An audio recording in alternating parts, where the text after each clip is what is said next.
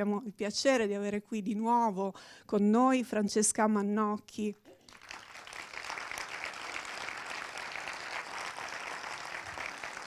Buonasera. Buonasera a tutte e tutti e grazie. Lirica Ucraina nasce un anno e mezzo dopo l'inizio dell'invasione russa, in un momento in cui c'è stato un momento in cui ho avuto molta paura e mi sono fermata in Ucraina e ho cominciato a riguardare le decine di ore di materiale girato nei primi 18 mesi di guerra e ragionando con Daniela Mostica, che è la montatrice del film, su come avremmo potuto riusare alcune cose girate e girarne altre, ci siamo dette: non vogliamo tanto raccontare quanto restituire a chi guarda questo film l'esperienza della guerra. E quindi ho cercato, riprendendo tutte, erano quasi 80 ore di girato, 80-90 ore di girato, di portare sullo schermo un insegnamento che in realtà a me arriva dalla letteratura, e cioè dal lavoro di colei che meglio di tutti ha raccontato e racconta il trauma post-sovietico, che è Svetlana Alexievich, scrittrice bielorussa costretta all'esilio dopo l'inizio, vive in Germania adesso, dopo l'inizio dell'invasione russa in Ucraina, premio Nobel della letteratura nel 2015, che diceva di sé, dice di sé, sono una donna orecchio, e si mette in ascolto, ha fatto della sua poetica l'ascolto delle vite, che definisce le vite minime, le vite minuscole. E dunque ho cercato di fare in questo lavoro esattamente la stessa cosa, cioè raccogliere le storie e fare sì che il coro di queste storie diventasse un'unica voce. Grazie. Vi lasciamo alla visione del film. A più tardi. A dopo.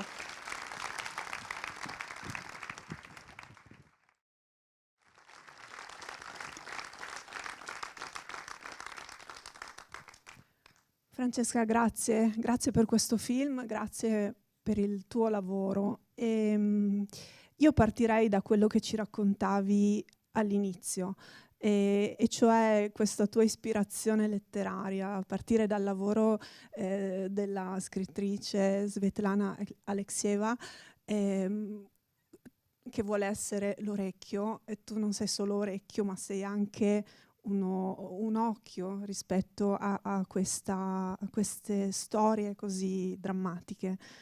Come ti sei posta nei confronti di delle persone che hai intervistato? Dunque, diciamo in tutte le situazioni di guerra, di conflitto, c'è un momento, direi, magico, tragicamente magico, in cui le persone hanno voglia di parlare e di consegnare a noi che osserviamo la cosa più cara che hanno, e cioè un lutto, un dolore o la memoria di un'atrocità, una perdita. E direi che quel momento è l'immediatamente dopo che qualcosa accade. Quando quel momento passa, le persone vogliono dimenticare, cercare di tornare, se non alla vita di prima, quantomeno all'illusione della vita di prima, all'apparenza della vita di prima. E quindi nel momento in cui la guerra si consuma, intercettarsi con un interlocutore, non dico semplice, però più semplice che dopo. E poi dopo accade invece, può accadere, insomma, fa parte, diciamo, degli incontri miracolosi, che siano le storie a cercare te e non viceversa, a intercettarti e non viceversa. Quindi l'attenzione è quella di tenere le antenne e gli occhi attenti a chi ci guarda e a chi ci osserva. Diciamo l'interrogativo, ci sono due interrogativi fondamentali in questo lavoro. Uno riguarda la quantità di morte da mostrare, che è una cosa sulla quale rifletto sempre, anche in quest'ultimo anno e mezzo in cui ho raccontato la Palestina che ci hanno fatto vedere, quindi diciamo la West Bank, non Gaza, perché come sapete Gaza non ci fanno entrare, e cioè quanto dolore dobbiamo mostrare, quanto le immagini debbano essere disturbanti, scomode, faticose. Ecco, i primi due aggettivi sono gli aggettivi che di solito usano i caporedattori o i presentatori televisivi: disturbante e scomodo. E faticose è invece la parola che preferisco usare io, e io penso che la quantità di morte che voi avete visto in questo film è un niente di quello che abbiamo visto noi raccontando questa guerra, e quindi è una fatica che secondo me è una fatica necessaria, neanche doverosa, è proprio necessaria, perché ce la possiamo imbellettare come ci pare o ridurre a 80 secondi di servizio televisivo, però la guerra è una cosa che tu entri a Bucha 2 giorni dopo che Bucha è stata liberata e trovi cadaveri dappertutto, con la gente che esce come un fantasma dalle proprie case e ti indica così gli scantinati dove stanno i morti, o che giri con la macchina per tornare da una distribuzione di cibo e ti trovi un ammasso di cadaveri carbonizzati dove riconosci dei bambini, e quindi se io l'ho visto e non lo mostro che l'ho visto a fare, in questo senso diciamo l'esperienza coincide con il mio lavoro. Io non sono lì per darmi le pacche sulle spalle e dire hai visto un gruppo di corpi carbonizzati in più, sono lì per mostrare quello che ho visto a chi è qua e giustamente fa un altro lavoro, fa un'altra vita, e però è chiamato a conoscere quello che succede alle porte di casa nostra. Quindi nel grande interrogativo su quale sia il limite tra necessità di testimonianza e morbosità della morte, io mi colloco veramente al limite della necessità della testimonianza, cioè penso che bisogna veramente vedere tutto. E in questo tu come fai a rimanere, diciamo, a raccogliere queste storie senza farti scalfire o senza farti coinvolgere troppo? Perché negli anni mi sono resa conto che non mi scioccano i corpi, perché i morti sono morti, sono abbastanza... non ti possono fare niente, no? La tua emotività, più di quanto non faccia, diciamo, l'odore stagnante del cadavere. A me mi fanno paura i vivi, quelli che stanno paura, mi scioccano i vivi che sono in un limbo nebbioso tra sono felice perché sono sopravvissuto, ma sono un morto che cammina. E quella è una condizione umana che mi spaventa molto, cioè l'essere umano che si abitua alla guerra come stato dell'anima, come abbrutimento fisico. Quello è quello con cui faccio più fatica ad addormentarmi la sera. Il corpo morto è un corpo morto, e non c'è ritorno da quello stato. Il corpo sopravvivente è un'altra dimensione, perché non è vivo e non è ancora morto, e quella è una cosa che mi dà da pensare tutte le volte che torno a casa. E nella scelta delle storie, delle voci da raccontare, forse hai scelto le persone più, non so, che hanno uno sguardo un po' più positivo, per quanto si possa essere positivi in questa situazione? vi racconto una storia che nel film non c'è e poi vi spiego perché questa storia nel film non c'è.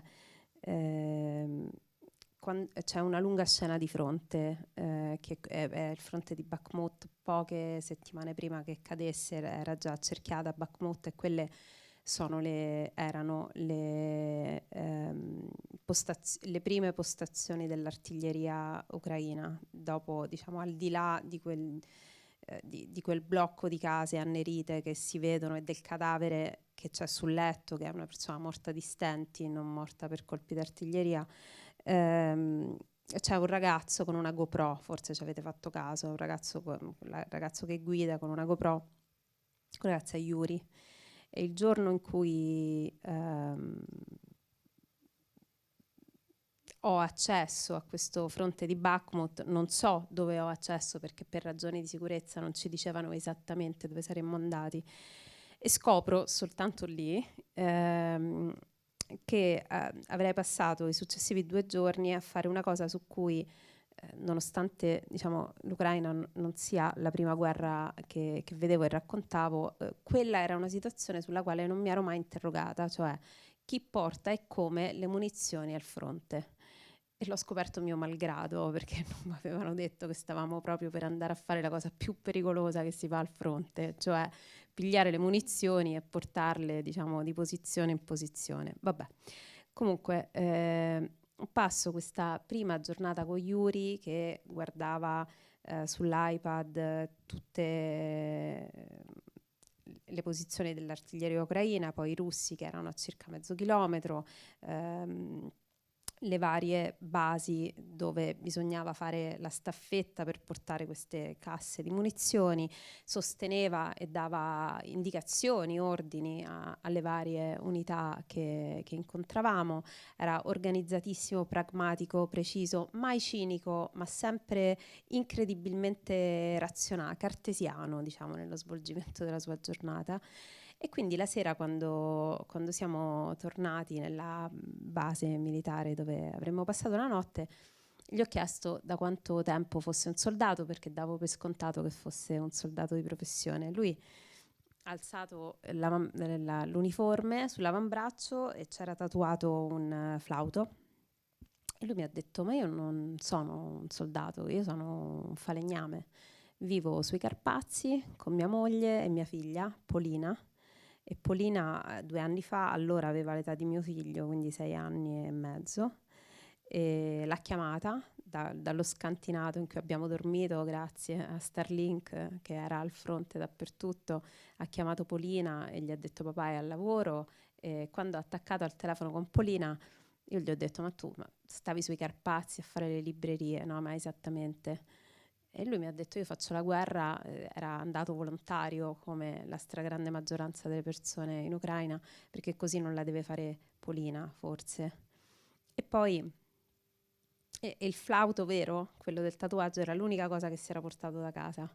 E quindi vabbè, ha suonato questo flauto, abbiamo passato insieme metà della giornata successiva. Poi ci siamo salutati come se avessimo passato insieme 15 giorni, non 1 e mezzo. E nelle settimane successive gli ho scritto le cose che si scrivono in queste situazioni, non come stai, ma sei vivo, tutto bene, sei vivo, eccetera. Poi Bakhmut è caduta in mano russa, lui è tornato 2 settimane sui Carpazi, poi è stato mandato al fronte meridionale e poi è morto. E ha smesso di rispondermi ai sei vivo. E c'era un pezzo della sua intervista che era montata in quella parte lì, e poi in corsa invece ho pensato che tutto il girato di quella giornata e mezza lo volessi mandare a sua moglie, e quindi l'ho mandato a sua moglie, e perché Yuri sarebbe stata l'unica persona di tutto questo film a non essere sopravvissuta, e quindi insomma il film è poi dedicato a lui.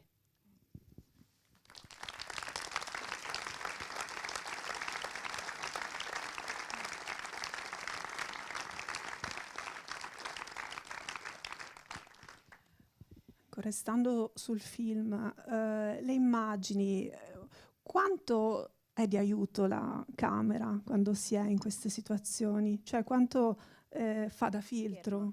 Sì. Scherma tanto, sì. Scherma, protegge, perché se vuoi non incrociare gli occhi del tuo interlocutore, puoi non incrociarli. Cioè, diciamo, è una giusta distanza di partecipazione. A volte non basta. Nella scena dell'evacuazione dei bambini, a un certo punto non ce l'ho fatta.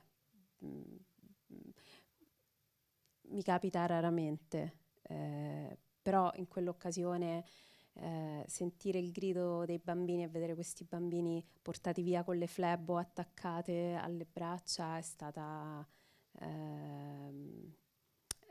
un'emozione sovrastante, ma anche con le evacuazioni sul ponte di Irpin, con gli anziani caricati sulle spalle, perché è come se questa guerra rispetto alle altre fosse carica di storia, perché è una guerra di trincea antichissima, di geografia, perché è una guerra vasta in cui combatti a meno 10 gradi, meno 15 d'inverno, ma anche in qualche modo una guerra che richiama tanta mitologia, no? Questi padri caricati sulle spalle dei figli. E forse ha giocato anche il fatto che io non avevo mai raccontato una guerra che non fosse mediorientale, quindi per me diciamo, l'elemento geografico e climatico ha influenzato la mia modalità di racconto, perché l'Ucraina è un paese, è tutta pianura, e quindi in qualche modo te racconti una guerra in uno spazio di cui non vedi mai la fine, che a suo modo è anche un po' simbolico di questo conflitto. Prima dicevi che a volte sono le storie che ti vengono a cercare. In questo film ci sono storie che sono venute a cercarti? C'è la signora Irina di Borodianka, la signora col cappello rosso, che arriva verso la camera e sorride, è la gioia del sopravvissuto, e dice eravamo come gli ebrei, solo che noi anziché avere il numero sul braccio avevamo il drappo bianco, e dice una sola cosa dovevamo fare sotto occupazione, di una sola cosa ci dovevamo preoccupare: sopravvivere, e ce l'abbiamo fatta. E quel momento lì è un momento che o lo intercetti nel momento in cui avviene, poche ore dopo che la libertà è tornata a bussare alla tua porta, oppure lo perdi. Dopo diventa la cronaca di un'emozione, ma non è l'emozione in purezza che si vede nei suoi occhi. L'importanza di essere lì sul momento. Sì. Certo. E senti, invece il bambino con cui apri? Il bambino ha cercato lui me.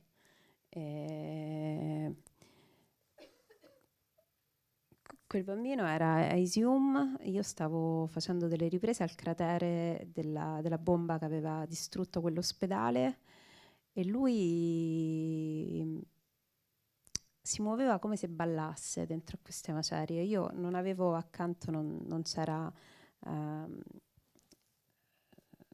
non c'era la persona con cui stavo lavorando, Stanislav, che si era allontanato un attimo, e quindi questo bambino mi guardava, ma non dialogava con me, dialogava con voi in qualche modo. E io non ho staccato mai la telecamera da lui, nonostante capissi poco di quello che lui mi diceva, però ho avuto immediatamente la sensazione istintiva che non si stesse realmente rivolgendo a me, ma che volesse lasciare la sua voce appesa da qualche parte, ma il suo corpo appeso da qualche parte, perché è tutto poetico in quell'immagine. È lui che è senza maglietta, quindi ha un corpo come se fosse mezzo umano e mezzo no. È metafisica quell'immagine, e lui si lascia seguire. A un certo punto, senza dire una parola, comincia a camminare e a saltare nelle macerie di questo ospedale, sapendo di essere seguito, senza che io gli dicessi niente, ma in qualche modo invitandomi alla scoperta di questo spazio e dicendo delle frasi insieme adulte e bambinesche, cioè 3 bombe hanno colpito questo edificio, e mi dispiace tanto per l'ospedale, quindi il tragico espresso con parole semplici. Sì, lui ha intercettato la camera, non io, lui, sì. E restando ancora sulle immagini, vorrei che ci raccontassi qualcosa delle immagini in Super 8. L'idea delle immagini in Super 8 che ho girato lì d'inverno e d'estate, in realtà è arrivata, cioè a un certo punto, a metà del film, lo stacco delle immagini in Super 8 con la voce di un'anziana che dice: se lasciamo che gli altri ci considerino delle vittime, diventeremo delle vittime. Quella è una donna che ho incontrato per caso seduta su una panchina di Irpin dopo qualche mese che Irpin era stata liberata, e lei era su questa panchina che guardava la facciata di casa sua, e ho cominciato a parlare con lei, ma volevo che il peso specifico delle sue parole fosse solo il peso delle sue parole, per quello non l'ho mostrata, perché senza essere stimolata sul valore della memoria, mi ha consegnato un'idea che poi è l'idea alla base di tutte le guerre. Non siamo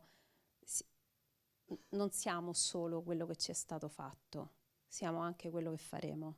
E quando lei dice abbiamo rimesso sulle finestre, però poi quando usciamo, se stiamo dentro non è cambiato niente, ma poi quando usciamo ed era circondata da macerie, e dice contemporaneamente: niente sarà più come prima, ma non dobbiamo abituarci allo stato delle vittime. E questa è la scommessa più difficile di tutte le guerre, ma di tutte le crisi, non solo di tutte le guerre. Accettare che niente sarà più come prima, perché niente sarà più come prima, ma non identificarsi e non lasciarsi identificare con l'identità della vittima. E non ho risposto alla domanda, però insomma sulla voce di questa donna incontrata a Irpin ho pensato che avrei voluto creare 3 passaggi che evocavano la memoria, quindi la memoria di un tempo che non sarebbe stato più, e ho pensato che il Super 8 poteva restituire, anche per la maestosità del paese e della geografia, appunto, potesse restituire l'idea dell'oblio e della memoria. Sì. Prima di lasciare la parola al pubblico, preparatevi una domanda, qualcosa per Francesca. Ti chiedo ancora sulla colonna sonora. Sì. Come l'hai scelta? Io e Jacopo siamo amici da tanti anni, e sono tanti anni che sognavamo di fare una cosa assieme, e abbiamo lavorato sulla musica abbastanza al contrario di come di solito si lavora, cioè non è stato Jacopo a musicare delle sequenze di premontato o addirittura di montato, quindi diciamo la musica non era a servizio delle immagini. Jacopo ha visto il girato, ha lavorato su delle idee di concetti e sensazioni che volevamo evocare, e penso che le abbia moltiplicate queste immagini, quindi abbiamo veramente lavorato, abbiamo quasi montato noi sulle sue composizioni, che non il contrario. E penso che non perché mi è caro amico, ma è un artista straordinario, ha interpretato le immagini, ecco, non le ha musicate, quindi è stato un lavoro anche lungo, sì. C'è qualche intervento dal pubblico? Buonasera. Volevo chiederle come mai ha messo il titolo Lirica Ucraina al documentario che ha fatto. Mi tocca chiamare in causa mia nonna per risponderle. però è vero che non c'è più purtroppo. Rita. Mia nonna era nata nel 1930 e dunque era ragazzina durante la seconda guerra mondiale, e quando io ero piccola no, preadolescente, 10-11 anni, ho vissuto da lei 2 anni per motivi su cui non vi sto a tediare, e nonna mi raccontava Pollicino. Ogni tanto mi raccontava le storie che leggeva su Intimità e Confidenze e ci mischiava, no, è tutto vero, e ci mischiava in mezzo i racconti della guerra, della fame, così. Era marchigiana. E mi diceva sempre, a me mi si confondevano queste cose tutte insieme. E lei mi diceva, quello che voi non capite, voi che la guerra non l'avete fatta, è che in guerra la gente si sposa, si ama, si innamora, vive anche delle cose belle, fa l'orto, fa il pane e può essere anche felice. E io pensavo fosse un po' picchiatella a dirmi queste cose, perché avevo l'immagine della guerra come una cosa ovviamente lugubre e funerea. E poi quando le guerre le ho cominciato a raccontare, mi sono resa conto che c'è della poesia in chi sopravvive, c'è della poesia nella saper accettare dalla sera alla mattina che la persona che eri fino al giorno prima non esiste più, che se c'è una tanica d'acqua va divisa in 10 se si è in 10 e in 20 se si è in 20, stesso dicasi per un pacco di farina, e che nel sorriso di quella donna di Borodianca c'è tutto il lirismo di chi sopravvive sapendo che è sopravvissuto e sapendo che deve fare i conti con quello che resta e col senso di colpa del sopravvissuto. E questo io la trovo l'espressione più alta della poesia. Grazie.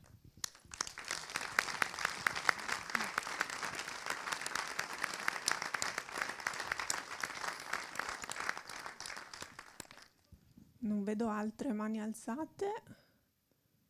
Non c'è nessun altro?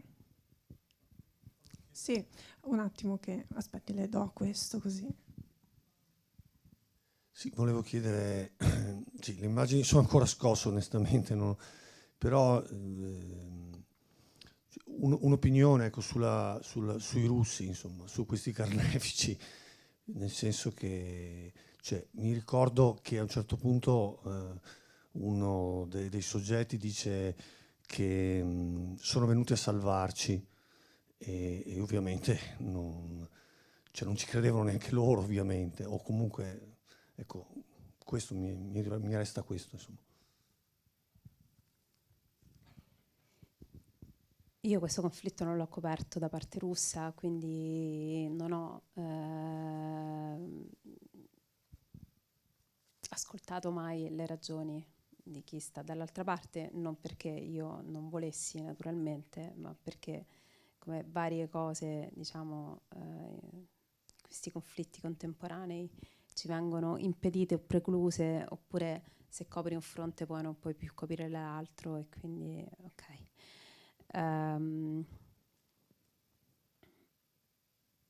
Una cosa però ci tengo a dirla su questo conflitto, diciamo, forse spolvera via un po' di confusione che c'è tra la parola propaganda e la parola retorica.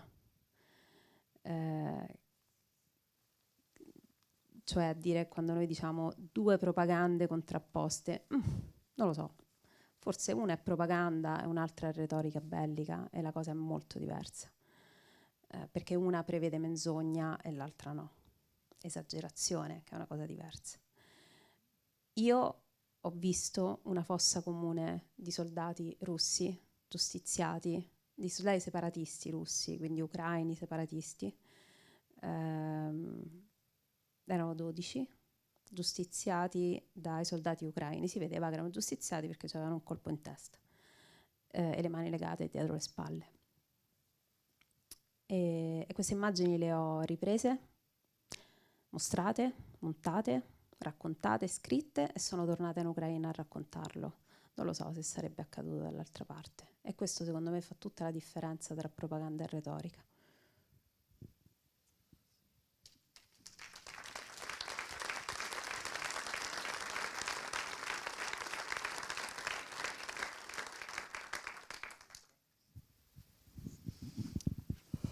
Buonasera. Io in entrata è stata anche poco delicata perché ho conosciuto la signora e sono venuta per abbracciare perché mi è venuto istinto, sono ucraina. E volevo ringraziare ufficialmente tutta Italia e certo questa così coraggiosa signora, piccola, magra, e così coraggiosa da parte di tutti i miei ucraini. Io sono qua da 22 anni, perciò mi fa male tanto il cuore. Io proprio da Carpazzi, dove è stato il ragazzo ucciso. Il cuore fa male lo stesso, tanto anni, ma ogni giorno seguo.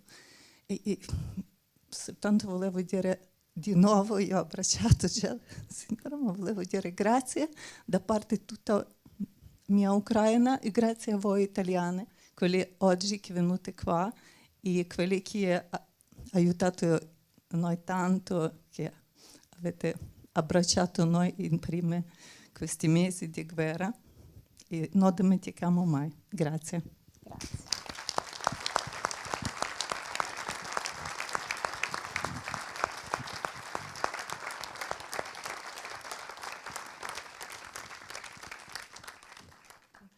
Beh, con questa testimonianza penso che possiamo chiudere. Ringraziamo anche noi, tutto il pubblico, perché questa sera avete scelto di passare una serata non facile, un sabato sera non facile, quindi grazie di cuore per essere stati qui e grazie a Francesca Mannocchi.